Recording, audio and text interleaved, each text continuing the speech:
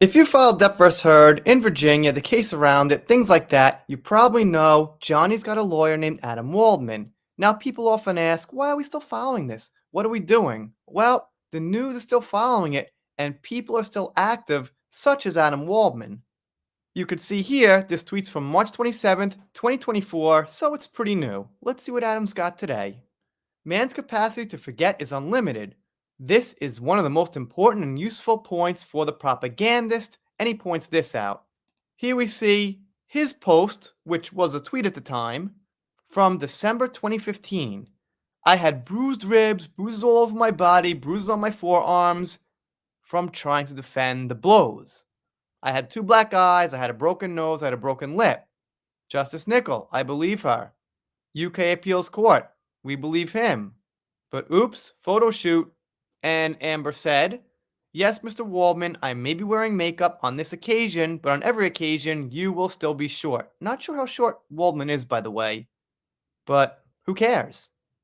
So what I think is happening is, obviously everything's said and done, everything's been over for a long time, but some people, some of the core players are keeping the news out there, keeping the cycle alive because people forget or people didn't know.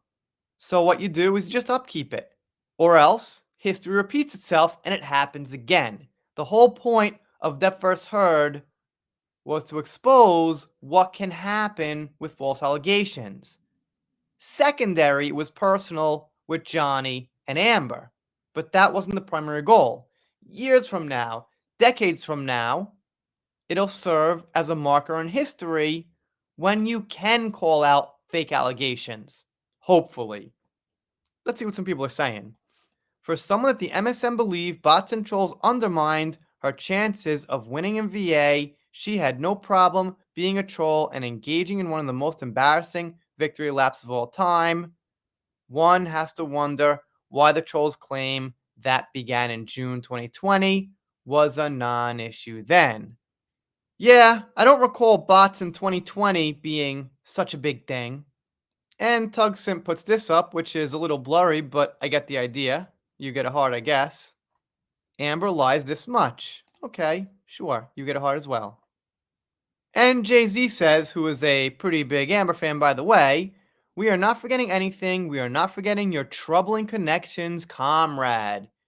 Always something that's got nothing to do with the actual case and evidence, right? You can quote stuff all you like. You do this because you have nothing concrete to say. You are given the chance to respond, but choose to take the fifth. Familiar, we see you. Well, yeah, people can take the fifth. That's how the law works. Absolutely. However, propagandists should realize that all too many of us will not forget. We were and remain interested in the truth of the matter. You get a heart, which is true, but the fortunate thing is it's not even all about truth and fiction.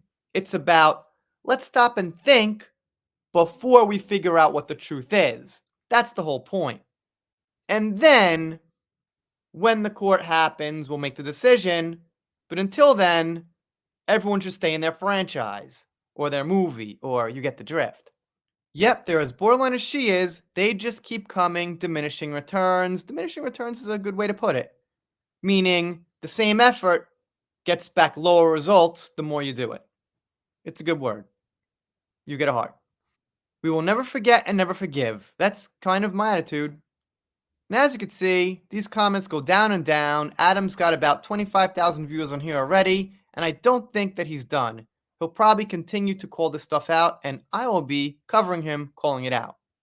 I'm an X as well. Maybe give me a follow. If you're not subscribed here, consider it.